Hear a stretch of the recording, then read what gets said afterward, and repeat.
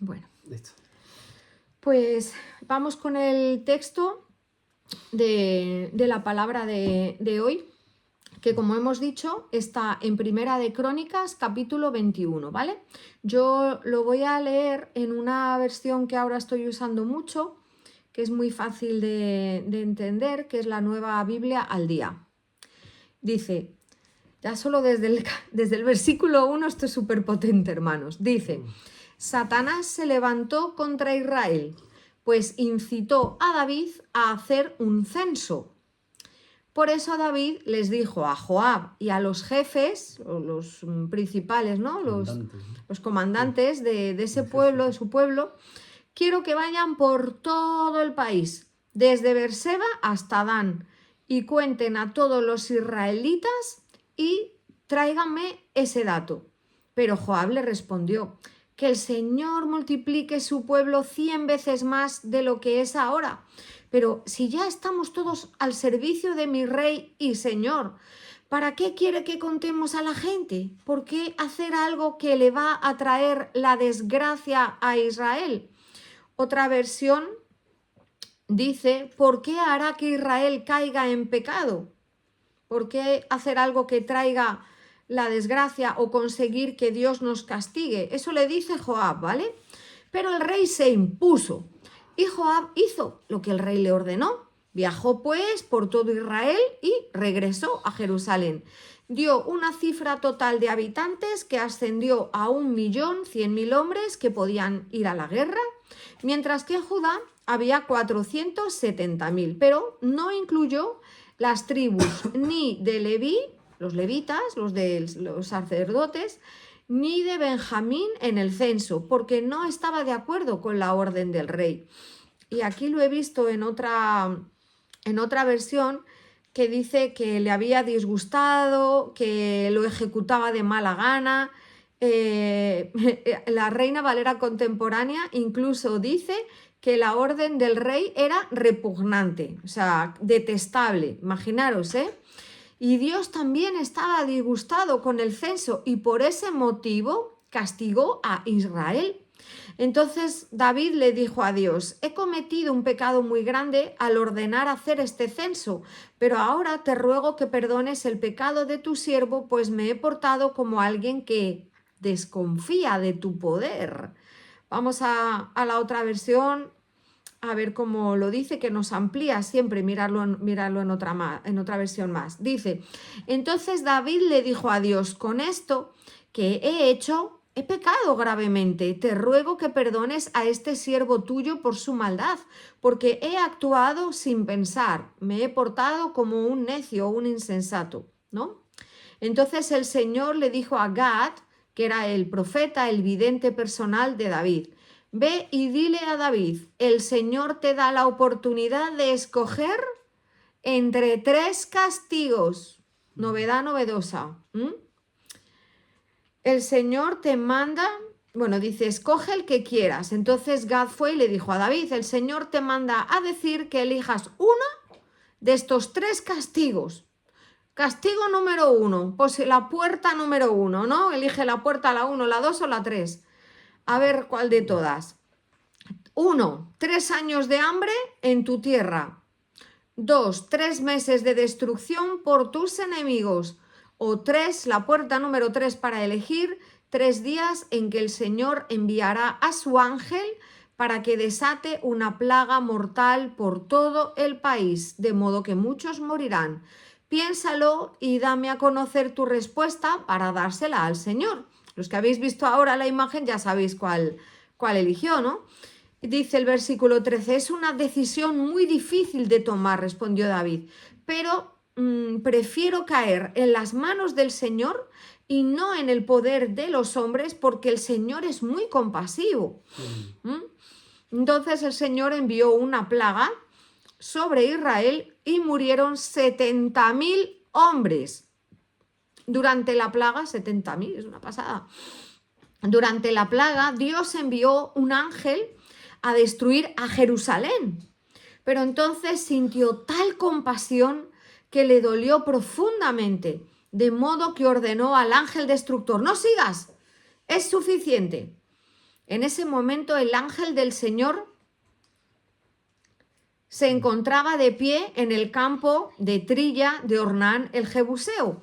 Y cuando David vio al ángel del Señor parado entre el cielo y la tierra, con su espada desenvainada apuntando hacia Jerusalén, se vistió de ropas ásperas y se postró en tierra delante del Señor. Y los ancianos de Israel hicieron lo mismo.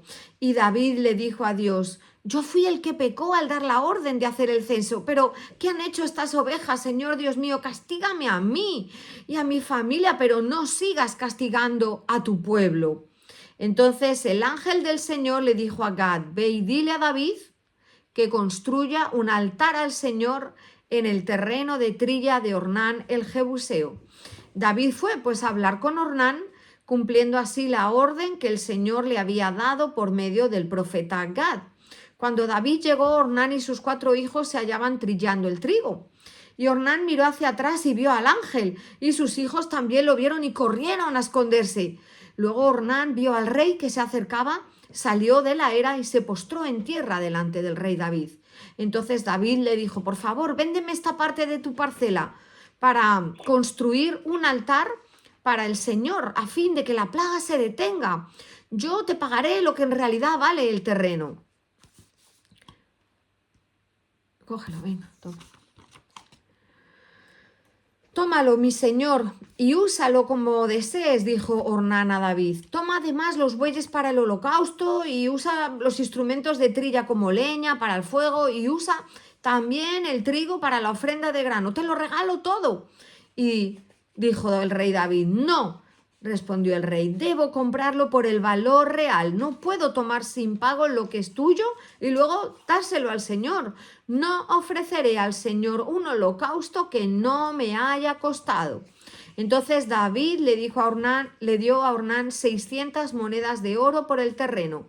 Luego David construyó allí un altar al Señor y ofreció holocaustos y ofrendas de paz sobre él. Y oró al Señor, quien respondió enviando fuego desde los cielos para quemar las ofrendas que estaban sobre el altar. Por orden del Señor el ángel guardó su espada, y cuando David vio que el Señor había accedido a su súplica, le ofreció sacrificios. En ese tiempo el santuario y el altar de los holocaustos que hizo Moisés en el desierto estaban en el monte de Gabaón. Pero David no se atrevió a ir a ese lugar a consultar al Señor porque le dio mucho miedo ver cómo el ángel del Señor estaba castigando al pueblo. Bueno, pues qué historia más tremenda. ¿Cuántos la habíais oído, leído, la conocíais? Levantar la mano. ¿Cuántos conocíais el ángel del Señor? La puerta número 1, la número 2, la número 3. Bueno, algunos estáis sin cámara. Entonces ahí no puedo saber si no. Bueno, pues vamos a ver lo que yo he recibido, y porque a mí hay historias que como que duelen, como que dices, ¿esto cómo puede ser? ¿No? Tanta gente muriendo por la tontería de David, ¿no? Bueno, pues vamos a analizarlo porque en 2 Samuel 24 ahí habla como que el Señor lo permitió. O sea, quiere decir, es como que aquí fue Satanás y la otra fue como... Exacto, de las dos versiones, curioso. En una pone, coge el de Samuel, léelo, es segunda de Samuel 24. En el versículo 1 dice que Satanás, que nuestro enemigo, fue el que incitó a David a pecar, ¿no? Y aquí dice... La ira del Señor volvió a encenderse contra los israelitas e incitó a David contra ellos al decirle: ve, haz un censo de Israel y de Judá. Entonces, en uno fue Satanás, en otro fue Dios. Yo decía, esto, al principio digo, esto no tiene ni pies ni cabeza, y que hay como incongruencias. Como con Balaam, que el Señor ya le dijo a Balaam que no hiciera tal cosa, y él como que insistió así, es como dijo, bueno, venga, ve. Pues mira, ¿no? lo que he estado yo analizando y el punto con el que me quedo, ¿vale? Vamos a ver, punto número 1, Monte Moriah, acabado en H en muchos sitios, donde la redención comienza con una sustitución. Hoy vamos a comenzar en el lugar donde toda esta historia sucede realmente. Antes del censo, del ángel, del altar que David hace, está el monte Moria. Porque el lugar donde ocurre el juicio en tiempos de David no era un terreno cualquiera, es un lugar que ya había sido marcado por Dios. Si retrocedemos hasta Génesis 22, donde Dios le pide a Abraham lo impensable que era que tomara a su hijo, el único hijo que tanto amaba, y lo ofreciera, eso no era una prueba solo emocional, sino que Dios le puso una prueba de señorío, porque le estaba preguntando, a ver, Abraham, ¿tú confías en la promesa en sí más que en el que te dio la promesa? Pero bueno, sabemos que Abraham subió al monte, sube con su hijo, sube con la leña, sube con el cuchillo, pero también sube con una idea de obediencia radical, ¿no? Y cuando levanta la mano con el cuchillo, Dios le detiene y sabemos que provee un carnero, ¿no? Entonces, gracias a que el Señor irrumpe con un plan B, finalmente Isaac, el pobrecito, pues no muere, ¿no? Y el carnero es el que muere en el lugar. Entonces ahí aparece una palabra clave que la podemos apuntar y podemos recibirla, es sustitución, porque alguien muere para que otro viva y alguien ocupa el lugar del que debía morir. Entonces ese monte ya vemos que ya desde Génesis queda marcado espiritualmente como un lugar de prueba extrema, un lugar donde la obediencia se llevó hasta el límite y un lugar donde Dios provee un sustituto, ¿no? Y ahora escucha con atención porque la historia de la redención comienza con una sustitución. Antes del templo, de los sacrificios que hacían los levitas, antes de que se levantara el altar de Jerusalén, Dios ya estaba enseñando un principio, que la vida viene a través de una muerte sustitutoria. Ese monte no era solo un punto geográfico más, no, eso era un punto estratégico proféticamente hablando. ¿Por qué? Porque siglos después en ese mismo monte se va a volver a hablar de sacrificio y se va a volver a hablar de altar y se va a volver a hablar de detención de juicio, ¿no? Porque Dios no escoge así lugares al azar, sino que lo tiene todo muy medido. Él escribe historias sobre los territorios y lo que comenzó como un lugar de prueba para Abraham se convirtió en un lugar de provisión, porque Abraham llamó a ese lugar Yahweh Jireh, el Señor proveerá. Y ahí hay una sentencia fuerte para cada uno de nosotros, todos los que estamos hoy aquí. El monte donde vivías tus pruebas o tus decisiones más duras puede ser el monte donde más recibas la mayor revelación o la provisión mayor para tu vida. Repito esto, el monte donde tú has vivido tus pruebas o tus decisiones más duras puede ser ese monte donde recibas la revelación más grande o la mayor provisión para tu vida. ¿Por qué? Porque Abraham subió con dolor, ¿no? Pero bajó con una revelación, ¿no? Subió con una pregunta de decir, ay madre, ¿qué va a pasar? Pero bajó con una experiencia increíble del carácter de Dios y algo más profundo a Dios, más profundo aún, que Isaac fue atado, fue en el proceso, pero no llegó a morir, él no murió, porque en ese monte esa muerte fue sustituida, como hemos dicho, ¿no?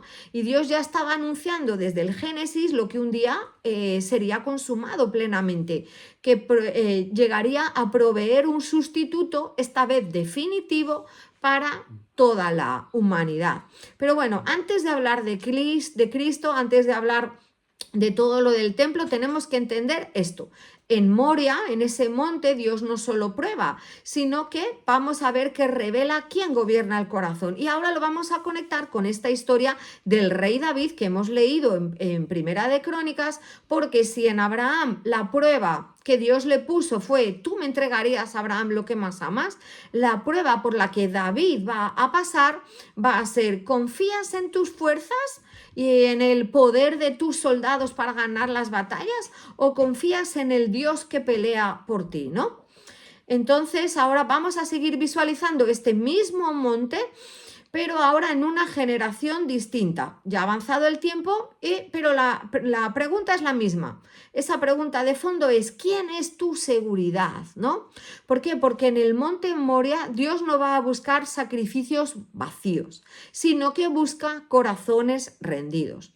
Y ahora es cuando vamos al punto 2, que lo he titulado Cuando Dios permite que se revele lo que está ya dentro. Y ahora entramos en la parte que es un poquito más incómoda, porque antes de que David pecara con el censo, la ira del Señor ya estaba encendida contra Israel. El problema no comenzó en sí con el censo, sino que el censo fue el detonante visible de algo que ya estaba madurado en lo invisible. El pueblo ya venía en desobediencia, lo dice en los primeros versículos. Incluso podemos decir que la atmósfera espiritual ya estaba cargada. Ya estaba alterada, porque cuando una nación se aparta de Dios, algo se mueve en lo espiritual, hermanos. Lo que se entiende de aquí es que el pecado colectivo cambia la atmósfera, endurece el ambiente, la cobertura pierde el orden, se desordena. Y entonces el texto nos dice que el enemigo incita a David, pero el Señor lo permite, ¿no? Y aquí es donde yo he llegado a entender algo profundo. Nuestro Dios, hermanos, no crea el mal, pero sí permite que de alguna manera se revele lo que ya se está germinando. Dios permite la prueba, ¿para qué? Esto para mí es lo que me ha empezado a hablar de todo esto, para exponer el corazón, porque lo que no se revela no se puede sanar. Lo que no se expone, lo que el Señor no saca a la luz, no se trata, ¿no? ¿Y qué vemos en David? Que el orgullo estaba creciendo en él. ¿Estáis aquí, mis hermanos? Hasta aquí lo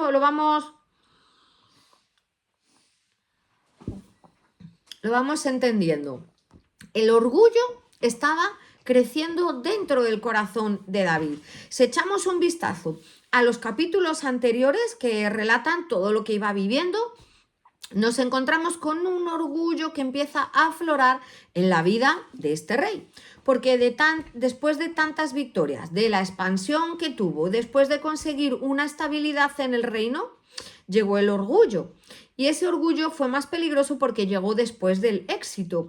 Y a David no se le ocurre otra cosa, no tenía el hombre otra cosa que hacer que decir, vamos a contar todo lo que somos, todo lo que estamos, todo lo que tenemos. O sea, el pecado no era ponerse a contar las personas en sí, porque en muchos sitios se hacen censos y se dice, a ver, cuando eran los tiempos del nacimiento de Jesús, hubo otro censo y por eso Jesús no nació en el lugar de nacimiento, porque todos tenían que ir y para decir, yo estoy aquí, yo vivo aquí, soy de tal sitio, y había un censo. Y el Señor nos dijo, destruiré al que se le ha ocurrido la idea tan loca de censar a la gente y saber si hay 100, 1000 o 10.000, ¿no? Entonces, contar las personas en sí no era pecado, pero en David el pecado estaba en la intención, porque él lo que buscaba era la seguridad del número. Él lo que quería era medir su poder militar. O sea, contar las mujeres, contar los niños, no, eso, era irrelevante. Él lo que quería era la gente, los hombres en edad del servicio militar, de poder, en cuanto hubiera una batalla, decir, ala, pues cuento con 1 millón, pues 1 millón, ¿no? Eso es lo que él quería. Quería calcular la fuerza guerrera que él tenía. Quería saber cuántos hombres podría contar para ganar la próxima batalla. Y cuando el corazón comienza a confiar en las estadísticas, en los números más que en el Señor, llega otro versículo que yo he querido incluir aquí, que me gusta, lo que dice en Proverbios 16, 18. A ver quiénes saben completar este versículo. Después del orgullo llega la... A ver, escribidlo ahí en el chat. Después del orgullo llega la... ¿Qué lo sabéis? ¿No? Sí, Exacto. La soberbia... No, porque el orgullo es soberbia. Llega la... Ay, que ¿Eh? La ira. No. La caída, La caída. Robert, muy bien. Primero se sube y luego se baja. Y en el versículo 3 de lo que hemos leído, Joab, que era el hombre de confianza, no era cualquier persona, le advierte. Y le dice con mucho respeto, ay, mi señor, tal, que cambie de idea. Porque eso es que se lo dice clarito. Encima no era un hombre espiritual, así que no vean. Encima Claro, era un hombre que... pero el hombre tenía asesera. Le dice con todo el respeto que cambie de idea porque claramente no le va a decir porque eso va a ser un rollo, nos va a llevar mucho tiempo, David, de verdad que me toca ir a mí. Fíjate, no, lo que le dijo fue que eso se convertiría en un pecado para Israel. O sea, él ya sabía las intenciones, claramente, ¿no? David tuvo un consejo y advertencia de quién, de su persona de confianza. Y aquí también entra otro principio, con otro proverbio, que ya sabemos quién escribió los proverbios, y encima tiene más, ¿eh? Dice que con los muchos consejeros está la victoria. Hay otro versículo que se le parece también, ¿no? Entonces, yo creo que eso, bueno, ahora con eso de que en el consejo de los sabios, donde hay muchos hombres y te dan un consejo, ahí puedes encontrar la victoria, ¿no? Pero aquí yo ahora eso puedo decir que tener consejeros no garantiza la sabiduría. ¿Por qué? Porque puedes estar rodeado de voces y aún así estar gobernado por el orgullo, por la obstinación y ahí cabeza dura, ¿no? ¿Por qué? Porque David escuchó, pero no obedeció. Y esa obstinación es un orgullo disfrazado de decisión firme. Era una sentencia real, real de rey, ¿no? Y la obstinación es como si dijéramos, es cuando el corazón ya toma la decisión firmemente y solo finge que está escuchando, pero ya la decisión él la ha tomado, ¿no? Y cuando un líder se vuelve así obstinado, no se deja aconsejar, todo el pueblo tiembla, porque las decisiones de arriba impactan a los de abajo. Y esto no es que sea teoría bíblica de hace mucho tiempo, sino que hoy vemos naciones gobernadas por decisiones basadas en el orgullo, en la soberbia.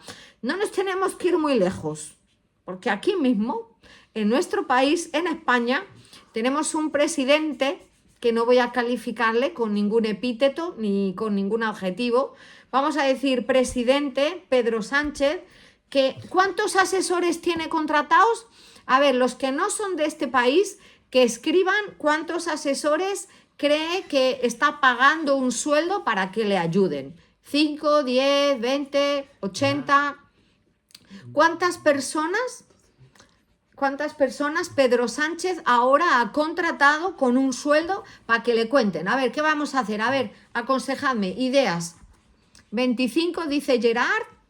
Venga, un número. Esto es práctico, hermanos, porque os vais a sorprender con el número. 10 dice Joana.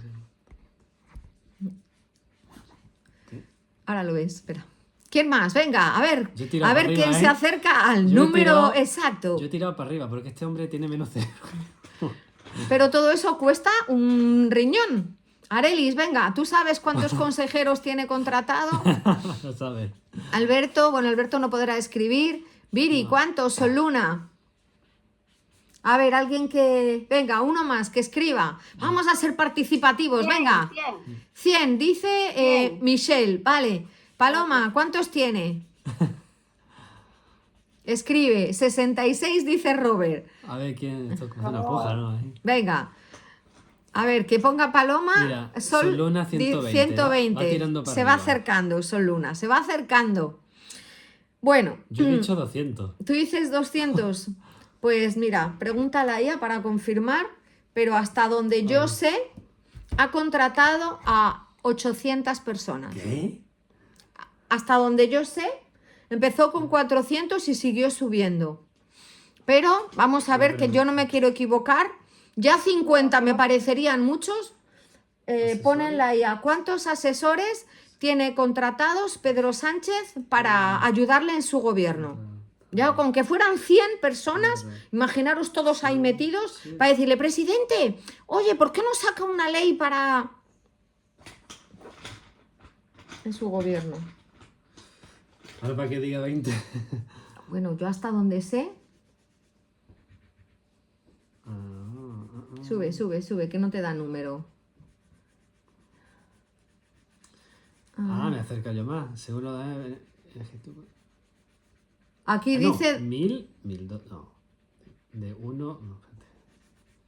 Aquí pone 1200. Ahí dice 1259, que hay 600 que trabajan con él. A ver, sigue. Bueno, nos quedamos con 1700. Bueno, mucha gente, muchos asesores. Quedaros 500, quedaros los que queráis. Mucha gente asesorando que hay que pagar, ¿vale? Entonces, ¿cómo va España? Él dice que va como un cohete. Yo digo que va como un tiro, pero no te digo dónde va el tiro directamente. España va, o sea, vivir estamos vivos, pero vamos, que el Señor haga algo porque, bueno, ahí lo dejamos. ¿Qué pasa? Que como nuestro país está atravesando una crisis tan profunda por el gobierno tan maravilloso que está haciendo, pues eso que demuestra que no es cuestión de cantidad, sino de calidad. No es el número de los consejeros, sino de si esos consejeros temen al Señor. Porque no es cuántas voces te van a rodear, sino si esas voces buscan el propósito de Dios o el interés del que le ha contratado, en este caso el presi, ¿no? Pues puedes tener 1850, los que quieras, consejeros y aún así estar espiritualmente ciego, porque cuando el orgullo gobierna, la sabiduría, ¿qué hace? Se retira, se va a dar un paseo, ¿no? Hay un texto en Romanos 2:5 que dice que por la dureza y el corazón no arrepentido, el hombre atesora ira para el día de la ira. Es que parece que este es... alguien ha puesto 900 asesores, va subiendo la cifra, no sé, no lo he podido ver, pero real como la vida misma. Os pongo el ejemplo que conozco, ¿no?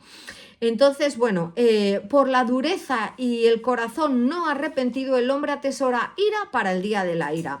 ¿Qué pasa? Que esa obstinación, esa cerrazón de cabeza que no le entra, ¿qué está haciendo? Acumula juicio. Pero eso no es algo así inmediato, ¿no? Desobedecí, me vinieron los 7 males así, al momento. No.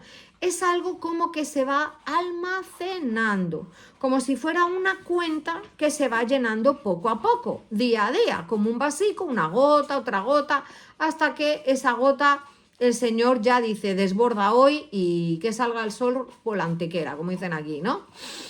Entonces, ¿qué pasó? Que ese censo, esa orden de David, ¿cuánto duró? Pues casi 10 meses, imagínate, un año. Joab por aquí, a ver, venga... ¿Sabes? Y eso no sería gratis, eso pues requirió que hubiera recursos, movilizó a bastantes hombres, tuvo que costar dinero. Y yo me imagino a David llamando, Joab, ¿por dónde vas? A ver, ¿ya se apuntaba a todos los de Isaacar? ¿Cómo lo tenéis? A ver, cuéntame, ¿cuándo vas a ir a ver a los de Zabulón? Que quiero saber ahí cuántos guerreros. O sea, vamos a ver, ¿no? Y hay un detalle muy interesante en el versículo 6 donde dice que en este censo no fueron contados ni los levitas, ya lo hemos leído, ni los de la tribu de Benjamín, porque para Joab la orden del rey era una barra basada, o sea, eso era repugnante, dice una versión. Entonces fue una operación a nivel nacional basada en una inseguridad interna propia de David. Y aquí hay una sentencia fuerte, cuando el líder tiene una inseguridad espiritual, moviliza los recursos que tiene para compensarla, porque el problema no era externo, era interno. Israel sí estaba en desobediencia colectiva y David estaba en su orgullo personal. Y cuando el pecado de todo el pueblo se junta y se encuentra con el orgullo, con la posición de liderazgo, la consecuencia pues afecta a todo el país. Y sí, pagaron justos e injustos, porque las leyes que no nacen del corazón de Dios terminan afectando a todos. O sea, un mal gobierno en países como donde está Michelle o donde estamos nosotros nos está afectando también. Cuando hay decretos que no están alineados con el cielo, la tierra sufre. Y aquí hay que decirlo con claridad, el pecado no es privado cuando se habla de gobierno. Y el orgullo no es individual cuando es el orgullo de alguien que está liderando, porque la atmósfera espiritual de una nación cambia según el corazón de sus dirigentes. Tenemos el ejemplo del Salvador.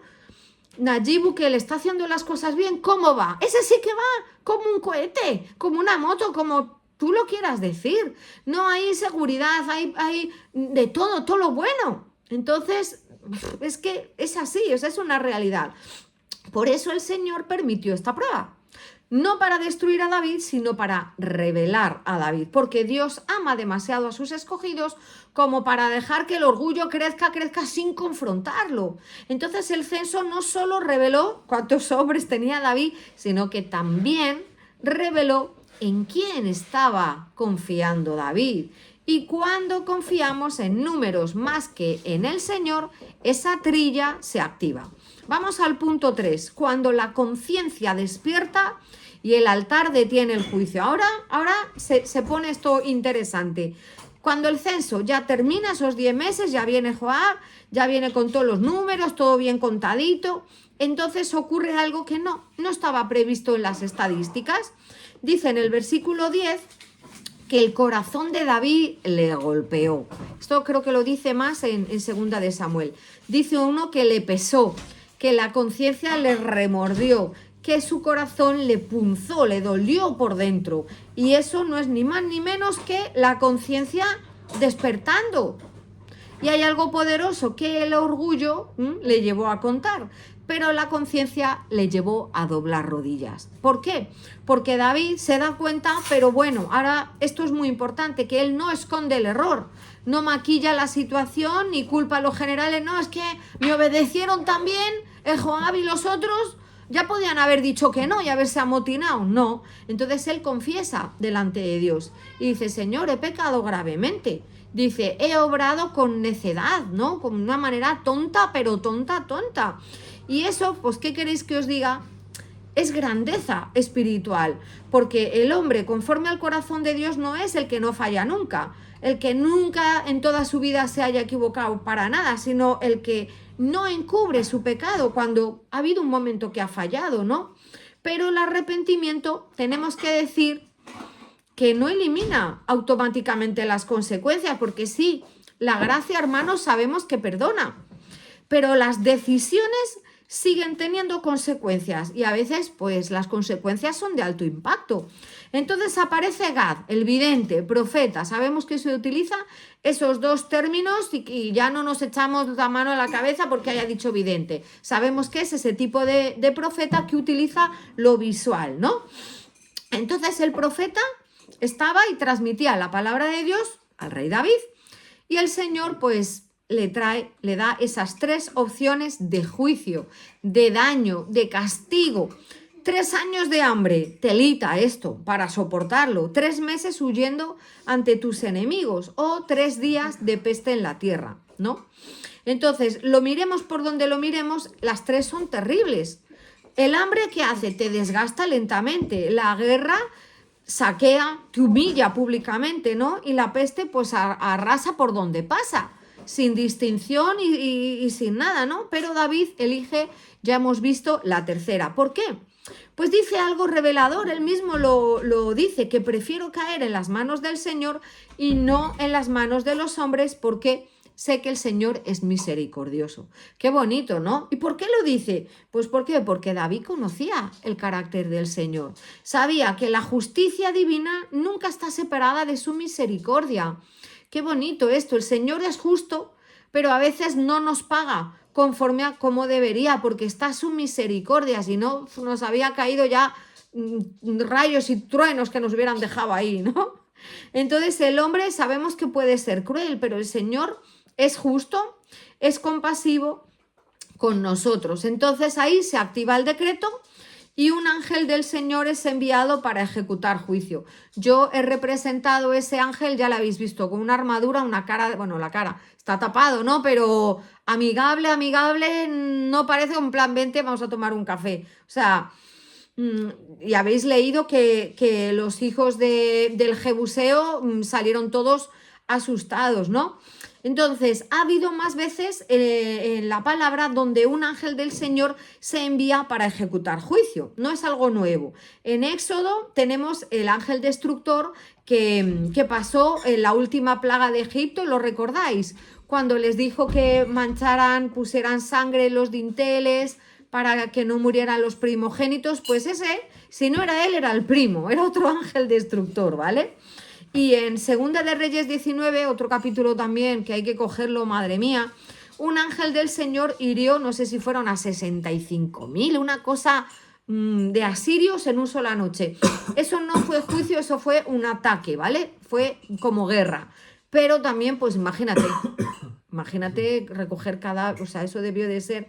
Entonces, ¿qué podemos ver aquí? Que el mismo cielo que protege también ejecuta justicia, ¿no? De vez en cuando. Pero bueno, escucha esto, ese juicio nunca es al azar, caprichoso, siempre está bajo autoridad. Y sí, aquí pagaron muchos justos por pecadores, porque el pecado nacional afecta a todos, ¿no? Cuando una nación se aparta, la atmósfera cambia para todos. Cuando el liderazgo se llena de orgullo, pues las consecuencias, ya lo hemos dicho, alcanzan al pueblo entero, ¿no? Es como una ley espiritual. Pero bueno, ay, la batería se está agotando. Dayana, carga, cariño. Mira, a ver. batería? Dayana. Ah, ¿le habías dado pausa? Vale. Entonces, cuando una nación se aparta, la atmósfera, bueno, con éxito, no sé yo. Ay, Macarena, que se ha tomado el colacao, pero no tiene... Pero hay un momento crucial. Vamos a situarnos porque tengo aquí un mapa de una imagen que os voy a mostrar. Que el ángel, en toda la gente que va matando, llega un momento que se acerca a Jerusalén. Vamos a ver si la tengo aquí o le tengo en el otro móvil. A ver. Está en esta. Es para que veáis un poco dónde está. Aquí, esta es. A ver cómo lo... iba a decir, lo pongo en el grupo, pero no, si están con esto encendido yo creo que no lo van a ver. Vamos a ponerlo aquí. Para luego, ¿no? ¿Eh? Sí, luego. Porque no carga. Aquí. No tiene... ¿Sí? ¿Por qué no me carga? Aquí. Bueno. La quiero poner así para que se vea más grande, pero no me la deja cargar. Bueno, pues nada. A ver. Vamos a ver si se puede ver. Mirad, ahí veis abajo la ciudad de Jerusalén y arriba está el monte y la era de este hombre, Jebuseo. A ver, ¿se puede ver bien ahí en este dibujo? Yo creo... Ay, se apaga la... Mirad, dice la era de Ornán, en unos dice el nombre Ornán y en otro Arauna, pero es el mismo dicho de dos maneras distintas. El monte Moriah está aquí, ¿vale? Ahí, monte Moriah, lo veis, ¿verdad? ¿Vale? Y ahí vais a ver una flechita y pone el lugar donde el ángel se detuvo. Ahí estaba lo que luego sería Jerusalén, que se llamó Ciudad de David. Estaba todavía en construcción, creciendo, ¿vale? Lo voy a enseñar aquí. Aquí tenéis la Ciudad de David, la futura Jerusalén. Ahí está donde, en la flechita roja, donde el ángel se detuvo. Y ahí tenemos el monte Moriah y la era de Ornán o Arauna, que los dos nombres son el mismo, ¿no?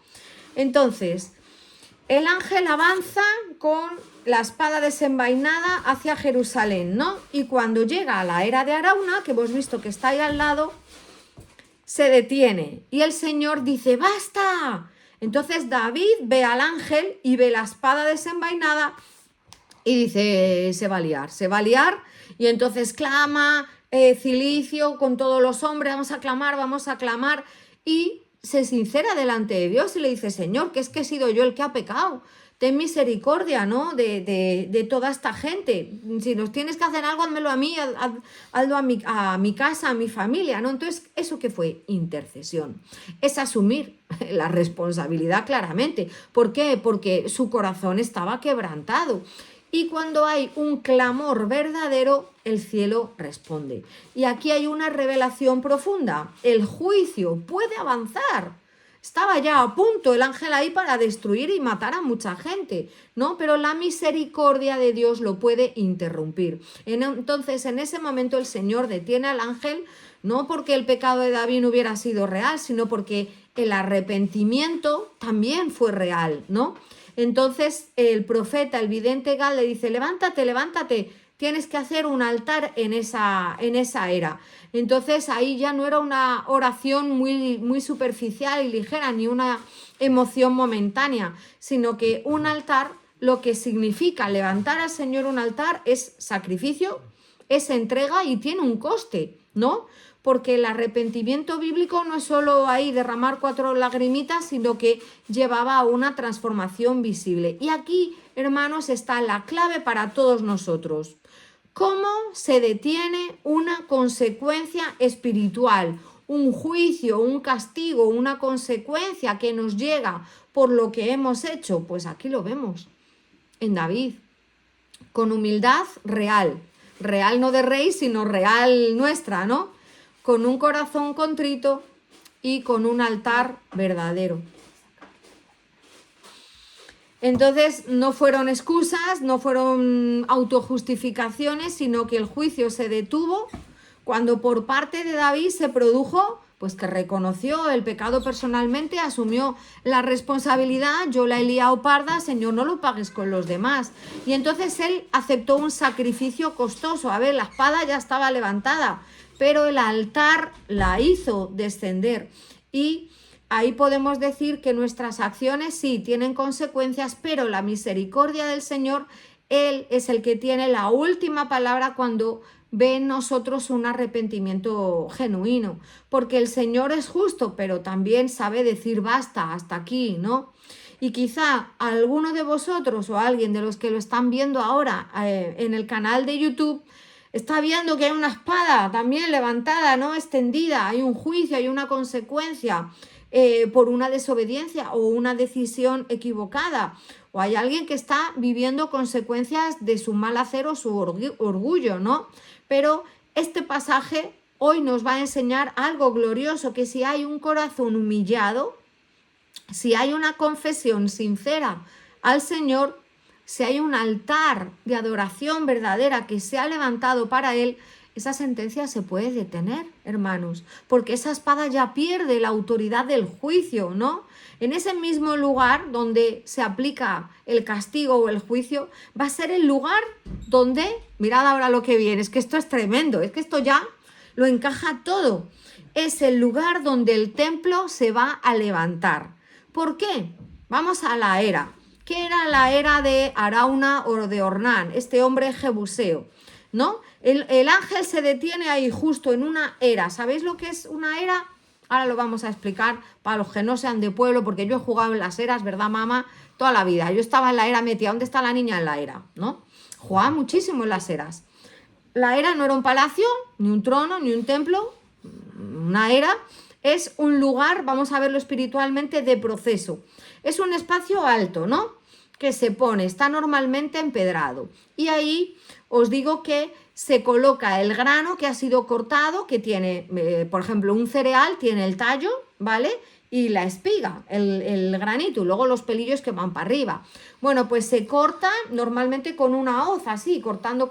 Ahora ya viene la máquina, lo pasan y se lo llevan todo. Pero antes, ¿qué se hacía? Se tenía toda la espiga con el palito, el tallo y luego la parte del granito, ¿no?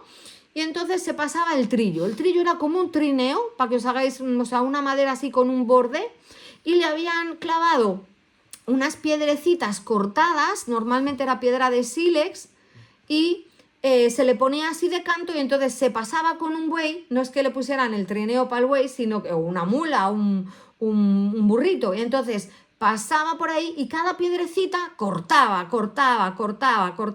y comenzaba a dividir. ¿Qué pasaba? Que esperaban un día que hiciera viento y cogían el aventador, que era pues como un chisme que levantaba y ya la tiraban para arriba y entonces hacía el aire y la paja que no pesaba, liviana, volaba y caía por un lado, y el grano que pesaba caía para otro lado, y entonces el propósito que tenía todo esto era separar la paja, que luego se la comían los animalicos y también servía. Se hacían las alpacas, ¿sabéis? Estos estos rectángulos que a veces luego se puso la moda y dice, no, rectángulo no está muy visto, vamos a hacer círculos. Y empezaban a hacer, o por lo menos donde nosotros vivimos, había círculos, ¿verdad? Y luego se encajaban peor, porque círculo con círculo, tú encajabas las alpacas cuadrado. así y el rectángulo, el cubo rectangular se encajaba muy bien. Los círculos ya era otra historia. Bueno, pues aventaban y se separaba la paja del grano, ¿no? Para la gente que es cosmopolita de ciudad, que nunca ha ido a una era, pues ahí ya lo sabéis, ¿no? Entonces, proféticamente hablando, ¿qué era? Michelle se ríe. Pero Es eso ya, verdad, todo es verdad, cierto y verdadero. Mi madre, que es de pueblo, también lo sabe, ¿verdad? ¿Dónde podemos estaba la hija? saber, Jugando en la era. Cuando no eso, pues era espacio que toda la chiquillería jugábamos ahí, ¿no? Como estaba empedrado. Bueno, pues ahora, proféticamente hablando, el orgullo es la paja, el ego es la paja. La autosuficiencia, como la que tuvo David, vamos a ver con cuántos contamos, pues si tengo que ir aquí y allá, yo ya sé que voy a ganar. Si me enfrento a los arenitas o a los que sean, que son 100.000, yo tengo 1.100.000, pues le ganamos, ¿no? Ahí, ¿no? Confiando en sus fuerzas. Entonces, el proceso de trillar, de pasar con el trillo, eso duele, espiritualmente hablando, ¿no? Porque trillar es desmenuzar, es cortar, es romper, ¿no? Entonces eso es, si lo vemos así metafóricamente o proféticamente, es un proceso por el cual el Señor nos pasa, ¿no? Pero tenemos que saber que no es para destruir el grano, sino para separar la paja del grano, ¿no? Entonces, muchos de nosotros hemos sido trillados, pero bien trillados, ¿no? Hemos pasado las sacudidas, las pérdidas, muchas cosas, ¿no? Internas, y hemos visto que a veces decíamos, este viento que viene se va a llevar todo, no me va a dejar, me voy con la paja. No, no, porque cuando Dios trilla, tiene un sentido, no lo hace para humillar, para que perdamos, para que muramos, ¿no? Sino que lo hace para revelar el peso verdadero. No, no nos trilla, no nos prueba o nos procesa para revelar lo que vamos a aparentar, sino para saber cuánto pesamos espiritualmente, ¿no? Y aquí hay algo muy profundo, pero lo vamos a unir, que el grano para Dios sabemos que es valioso. El grano guardado y almacenado no sirve de nada, pero el grano cuando cae en tierra sabemos que tiene que morir, abrirse, romperse, dejar de ser, porque es semilla y si no muere pues queda solo, no hace nada. Pero cuando muere, se rompe, se abre, deja germinar, pasa a ser otra cosa y muere con un crecimiento, se multiplica, ¿no? Entonces, el grano tiene que morir al yo, el grano tiene que morir al ego. Nosotros, como grano, tenemos que morir a la autosuficiencia, pero no para desaparecer, sino para dar fruto y poder multiplicarnos, ¿no? Y mira qué impresionante esto. El ángel se detiene justo en el lugar que representa la muerte, ¿no? Esa era donde se trillaba y se aventaba y se separaba todo. El ángel se detiene en la era que representa la muerte al yo. Ahí es donde David clama, reconoce el pecado y decide levantar un altar. Y cuando el dueño de la era viene, que estaba ahí con los 4 hijos, y le dice, no, no, toma todo, ¿qué tengo? Toma el aventador y lo quemas. El grano y haces ¿qué tengo? Espera, si quieres, me quito la chaqueta y la quemas también en sacrificio. Todo lo daba. El hombre sabía, porque viene el rey. Y sabía lo que iba a hacer, todo, yo te lo doy. Sabe de honra. O sea, yo creo que sabía y decía, no, llévatelo, pero él no lo consideraba pérdida en ese sentido. Yo creo que este hombre, el Jebuseo, era bastante inteligente, ¿no? Pero David, cuando tuvo ese ofrecimiento de quédate con la era, quédate con los animales, les crema, les sacrificas todo lo que quiera. A los hijos no le dijo que les sacrificara, eso se los quedó. Pero todo lo demás el hombre le ofrecía. Pero David, ¿qué responde? No, él dice algo que ha quedado como una frase, una sentencia que llega hasta hoy, hasta donde estamos. Él dice, no ofreceré al Señor algo que no me cueste. Qué interesante. ¿Por qué? Porque David entiende también algo, que la adoración sin costo que no va a hacer nada, no es ni chicha ni limonada, y menos va a transformar atmósferas. El arrepentimiento como el que él tenía sin un sacrificio visible, ¿qué altar va a edificar? Ni qué leches, ¿no? Entonces David no quiso usar el esfuerzo de otro, de este hombre, el Jebuseo, para reparar su propio error. Estaba claro. No quiso presentar una ofrenda al Señor que no implicara un sacrificio, una pérdida personal. ¿Por qué? Porque el altar que detiene ese juicio es el altar que cuesta. Entonces, si analizamos este pasaje, también hay otra cosa interesante. Yo vi y digo, en 2 de Samuel 24 dice que pagó 50 ciclos de plata. Y te vas a Crónicas y dice, lo voy a leer en Crónicas. Y dice 600 ciclos de oro. Digo, ¿qué diferencia? Digo, ¿quién se ha quedado con el resto? Digo, esto no me cuadra, ¿no? Entonces yo investigando, digo, ¿por qué en una versión dice 50 de plata y en otro 600 de oro? Digo, esto no ha sido ni, digo, como hicieran igual el censo, que dice 600 por aquí, 50 por otro, digo, las cuentas no salen. Y por lo que tengo entendido, una parte era, donde dice los 50, era por la zona delimitada donde iba a crear el altar, pero los 600 fue todo el lugar que compró para edificar después el templo del Señor. Entonces ya cuadra un poco más, ¿no? Entonces, ahí como que era la expansión, no una contradicción, ¿no? Entonces, después de esa herencia establecida, llegamos a una conclusión gloriosa, que en ese monte, ya hemos dicho que Abraham es el que estuvo dispuesto a entregar a su hijo, y Dios proveyó al sustituto, lo hemos hablado, ¿no? Ese cabritillo. En ese monte David levantó un altar y el juicio pues ya se detuvo y no cayó la espada sobre la ciudad de David, futura Jerusalén.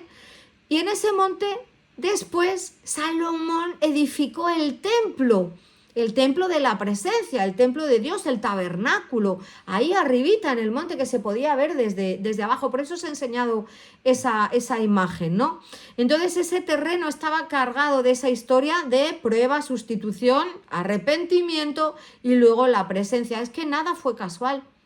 Entonces Dios ya estaba escribiendo ahí una línea profética tremenda, porque todos estos sacrificios, el de Abraham, el de David y luego todos los que se hacían cada día, cada semana en el templo, en realidad sabemos que eran provisionales, eran una sombra, eran un anuncio. ¿Por qué? Porque el pueblo recibía el perdón momentáneo a través de los animalitos que se mataban, pero la sustitución definitiva aún estaba por venir, ¿no? Y es el Señor el que proveería ese sacrificio perfecto una sola vez y para todos, como dice la palabra, ¿no? Esos animales inocentes señalaban algo mayor, que Dios no detendría la mano sobre otro carnero, sino que entregaría a un sustituto final para todo. Y todo esto comenzó en ese monte, ¿no? Por eso tú, ahora, hoy, cada uno de los que me estáis viendo, tanto aquí en el Zoom como en YouTube, tú no puedes despreciar esa era, ese lugar de prueba, porque si hoy estás siendo trillado o trillada, pues puede ser mañana el lugar donde Dios establezca su presencia, ¿no? Entonces esa era no es para humillación, es para preparación. ¡Qué bueno! Y ese viento que viene, que sube para arriba, no viene para destruirte, para llevarte y dejarte por ahí tirado. No, viene para revelar qué parte todavía sigue siendo paja y el Señor tiene que aventar y decir, a ver, esto me lo llevo, ¿no? Qué bueno, porque cuando el orgullo vuela, el ego cae para allá, cuando morimos al yo, entonces hay un altar que se levanta. Y donde hay un altar verdadero, pues la gloria de Dios tiene donde reposar, ¿no?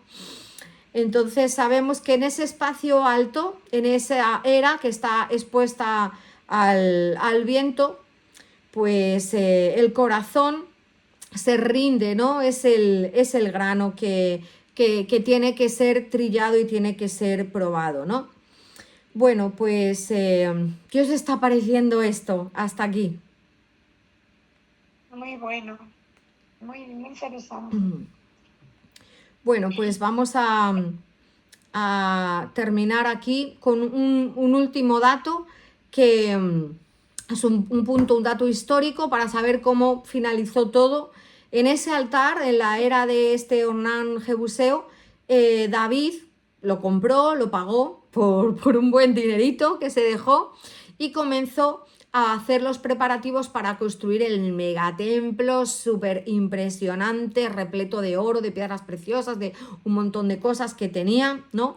Y lo hizo al final del reinado, ¿no? Pero dejó todo hecho, recibió todas las instrucciones de Dios, pero no sé si sabíais que él no pudo ver ese templo, ¿no?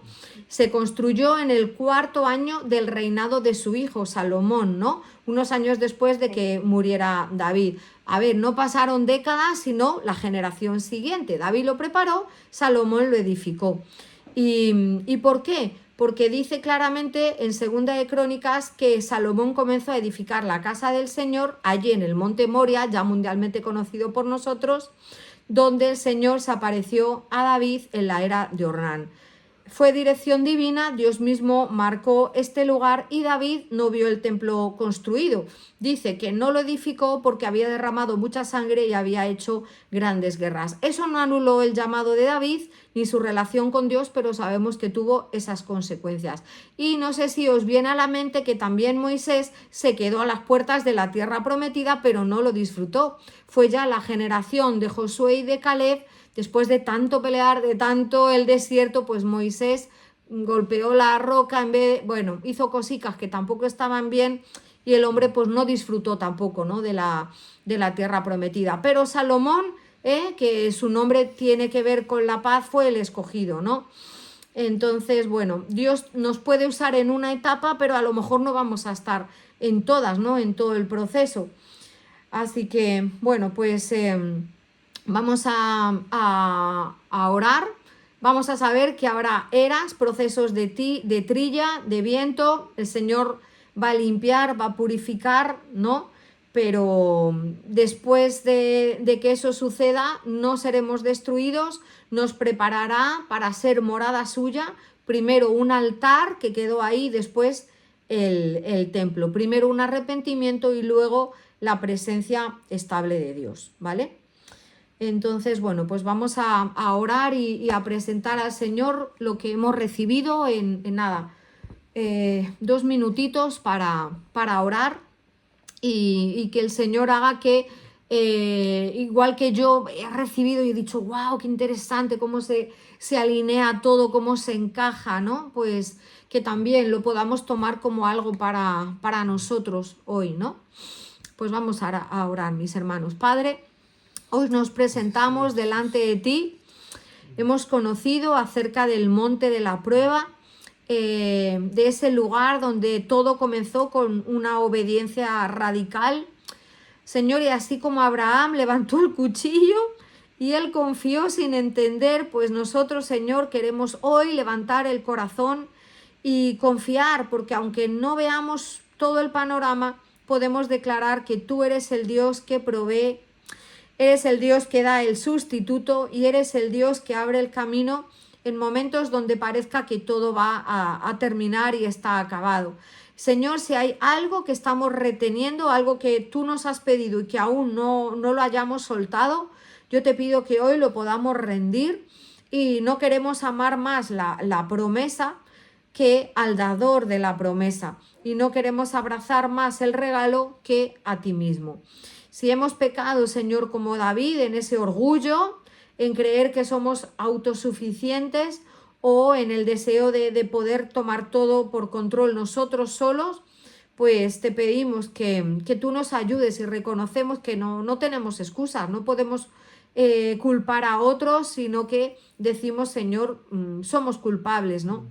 Pero ten misericordia, Padre, detén el juicio, ¿no? El ángel sobre nuestra casa, sobre nuestra vida, sobre nuestra familia, sobre toda esta generación. Te pedimos, Señor, que ese castigo, ese juicio que hemos acumulado se detenga, porque podemos entender cuando un corazón se humilla, ¿no? Lo que trae. Y ahora, Señor, cuando pasemos por esa era, ese lugar alto donde sopla el viento, Señor, cuando tú nos lleves ahí, aceptaremos el proceso y si sentimos que estamos siendo trillados no vamos a huir, porque a veces vamos a entender que este proceso, este trillado, está rompiendo estructuras nuestras, internas, pero no queremos endurecernos, sino que sabemos que la paja no puede permanecer en ese proceso. Así que, Señor, llévatela, arranca toda soberbia, todo ego, toda imagen falsa o religiosidad que tengamos, y que sea el viento de tu espíritu, Señor, que se lleve todo lo liviano, para que solo permanezca el peso de eterno que puede tener un grano, Señor, que va a dar fruto y te va a agradar. Así que hoy, Señor, levantamos un altar como hizo David. No va a ser una adoración superficial o barata, no, Señor, va a ser una entrega real, porque vamos a ofrecerte no algo así gratuito, barato, no, sino algo que nos pueda costar, como nuestra reputación, nuestra seguridad, nuestro deseo, ¿no?, de llevar todo como nosotros queramos, con nuestras razones, a veces tan lógicas, ¿no? Señor, te entregamos todo aquello que nos duele soltar, para hacer de este altar un altar que traiga rendición verdadera. Señor, y si hay alguna consecuencia que aún debemos atravesar, ¿no?, por la acción-reacción, pues danos humildad para aceptar, ¿no? Enséñanos a prepararnos aunque no veamos ese resultado final, y quita toda frustración en el proceso, Señor. Danos paz para sobrellevarlo, Padre. Y en cuanto a lo que viene después, al templo que se puede edificar, pues, Señor, que no sean momentos de gloria solamente, sino que tú hagas morada en nosotros, no solo una visitación, sino una habitación, Señor, que seamos un templo vivo para ti. Padre, hoy morimos al yo, morimos al orgullo, para que Cristo viva plenamente en nosotros. Señor, que ese monte Moria no sea solo una historia antigua que ha quedado por ahí, sino que podamos entender la experiencia, podamos recordar esa imagen de cómo estaba el monte, la era y la ciudad, el ángel en medio, David diciendo: Señor, para aquí, por favor, págala conmigo, pero no con los demás. Y el Señor diciendo: vale, haz un sacrificio y recibiré, ¿no?, esta ofrenda, este altar, este sacrificio. Pues, Señor, que podamos entender cuál es la parte que tú tienes que llevarte en el proceso, todo lo que sobra, toda la paja que no pesa, que no vale para nada. Y, Señor, que podamos conservar el fruto, pero entregártelo a ti, que podamos morir a nuestro yo para dar un gran fruto, Señor, como dice tu palabra, un fruto que permanezca. En el nombre de Jesús, amén. Bueno.